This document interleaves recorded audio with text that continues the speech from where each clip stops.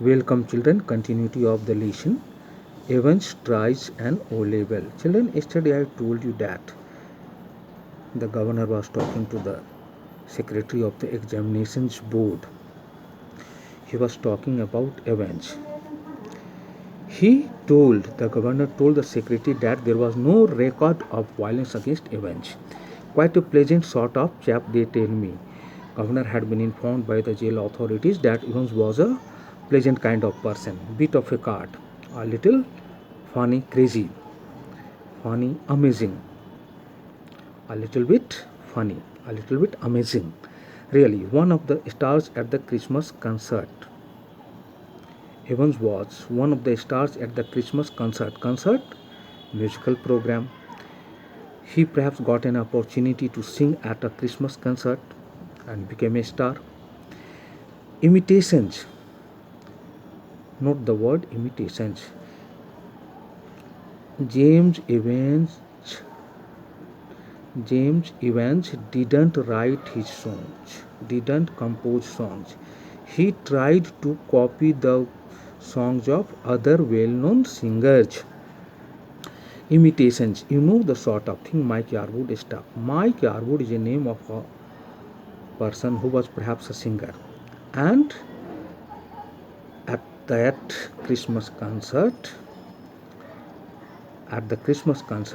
James Evans had copied his voice. No, he's just a congenital kleptomaniac. Congenital from the time of birth, kleptomaniac thief. It's a psychological disorder, kleptomania. A person who suffers from kleptomania starts stealing things, not because he's a real thief, but because he's suffering from a psychological disorder. That's all. So, according to the governor, Evans was a congenital kleptomaniac, a thief from the time of his birth. That's all. These are the vital pieces of information that he provides to the secretary of the examinations board. But he thought better of it. The governor was tempted to add something else. The governor wanted to say something more about the prisoner Evans, but he restrained himself. He controlled his mouth. But he thought better of it. If you think better of something, you want to use it in future. He would look after that particular side of things himself. There was a particular side of things. The governor was interested in looking after that particular side of things himself. So he did not disclose that matter to the or before the secretary. Presumably, you use the word presumably when you think that something is probably true. You use this word presumably when you think that something is probably true. Presumably, said the secretary, you can arrange a room where. Now the secretary wanted the governor to arrange a room where the examination could be conducted. No problem. The secretary thought that it was possible for the governor to arrange a room where the examination could be conducted. No problem. Governor assured him that there was hardly any problem in arranging a room. He is in a cell on his own. A cell has been given to CELL, cell, a small room has been given to Evans. He lives alone in that cell. Nobody shares that cell with him. If you have no objections, he can sit the exam in there. The governor told the secretary that if he did not have any objection, Evans could sit the exam in there. In there means in that cell which has been provided to him. That's fine. The secretary agreed to do so. He said, that's fine. And we could easily get one of the parsons from St. Mary Max to invigilate. If that is. And now it was possible to get one of the parson. Parson is a kind of priest. From St. Mary Max to invigilate. It was possible for them to arrange a parson from St. Mary Max. Probably it is the name of a church. And why was a parson needed? To invigilate, to act as an invigilator. during the examination, if that is possible. Fine, yes, they seem to have a lot of parsonage there, don't they? Now they are talking. They think that they have St. Mary's Magds. St. Mary Magds has a lot of parsonage. The two men chuckled. Chuckle means to laugh quietly. Both the men, the secretary as well as the governor, laughed quietly in a good natured way. And the secretary had a final thought. Ultimately, at last, the secretary said, "At least there is one thing. You shouldn't have much trouble keeping him incommunicado, should you?